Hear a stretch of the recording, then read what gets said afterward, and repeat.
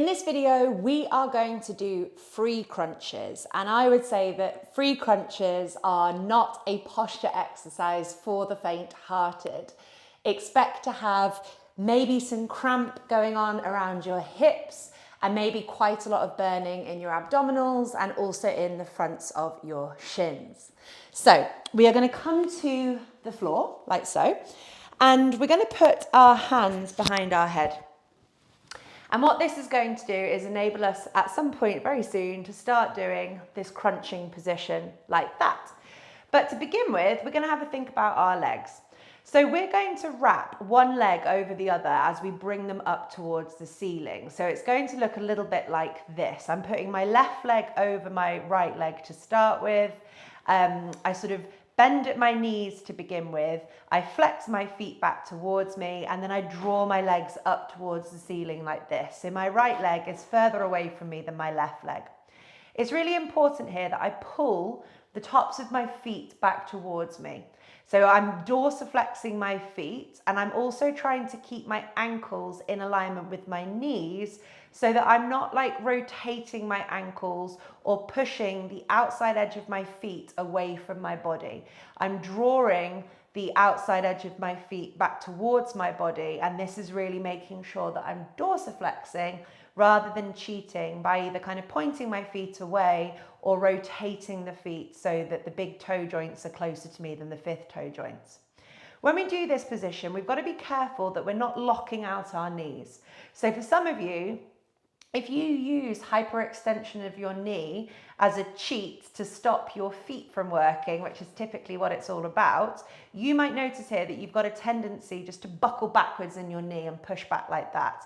And I don't want you doing that. So as you come into it, I think it's really helpful to do it with a bent knee position, get the wrap of your legs kind of sorted out, flex those feet back towards you so that you can really feel the fronts of your shins, the tops of your feet waking up.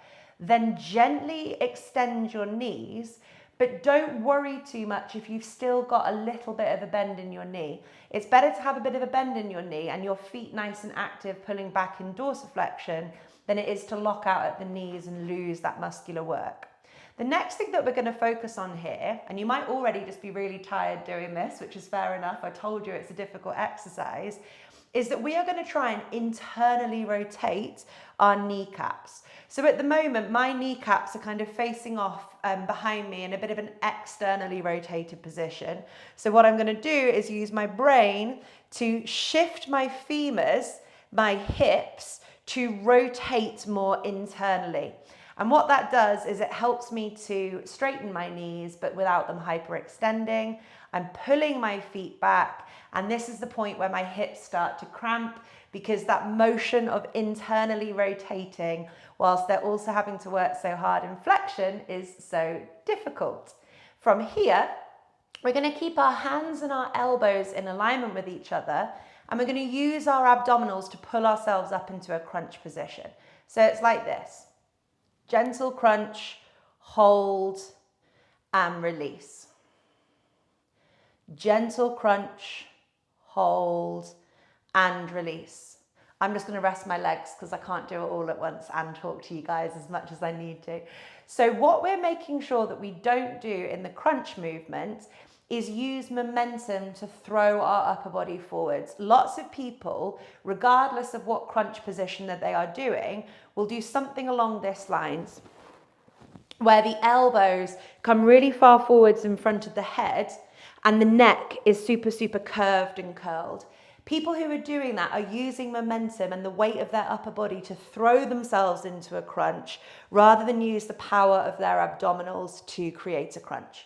So when you have your hands behind your head like this, the shoulders stay level with the ears, the back of the neck stays long, and the rounding comes in the mid-back. It doesn't come from the upper back. So we're not doing this, we are doing this. So hopefully you can see there how my head, my neck, my shoulders and my arms are all sort of moving in the same plane of movement. No part of them is coming further forwards than the other bits. And this is creating that shake in the work in the abdominals.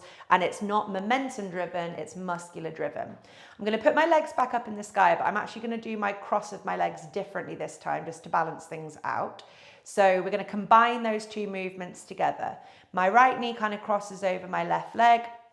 It's not as kind of even as that though. So, you kind of wiggle your legs around until it works. So it's more like your feet are kind of hooking the most.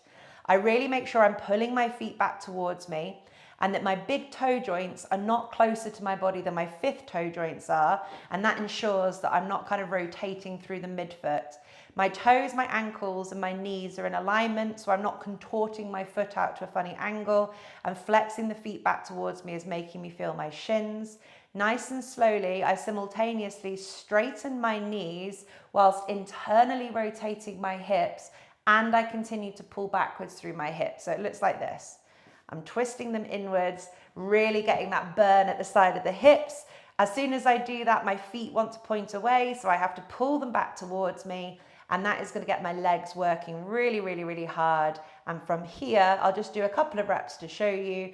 I combine this leg work with the abdominal crunch, and throughout my jaw is relaxed, my breathing is nice and calm, and I'm using the inhale through my nose into my diaphragm, my lower belly, and I'm exhaling out through my lower belly and my lower rib cage and out through my nose. So it looks a bit like this.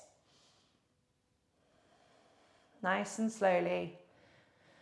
The range of movement here in the upper body is not as really important as what's going on in the lower body, which might be kind of overshadowing things slightly.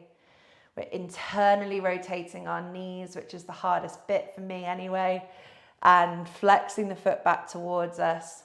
You'll find that your supportive leg is probably working a little bit harder. So this time my left leg is underneath my right leg.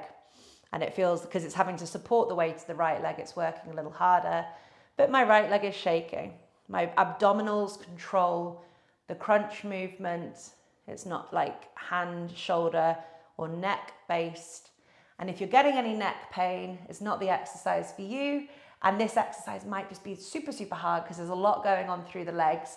But this is a great exercise to reduce an anterior pelvic tilt or a rib cage flare. A great exercise to kind of open up the chest and the thoracic region as well. It's great for rib cage balance. It's great for pelvic balance. It's great for internal hip rotation. And you've got foot function going on as well because you've got that dorsiflexion. So truly is a whole body exercise. Very, very good for people with an anterior pelvic tilt, a wonky rib cage, wonky pelvis, or somebody who has external kneecaps, because that's asking them to go the opposite way. I hope you enjoyed. That was free crunches.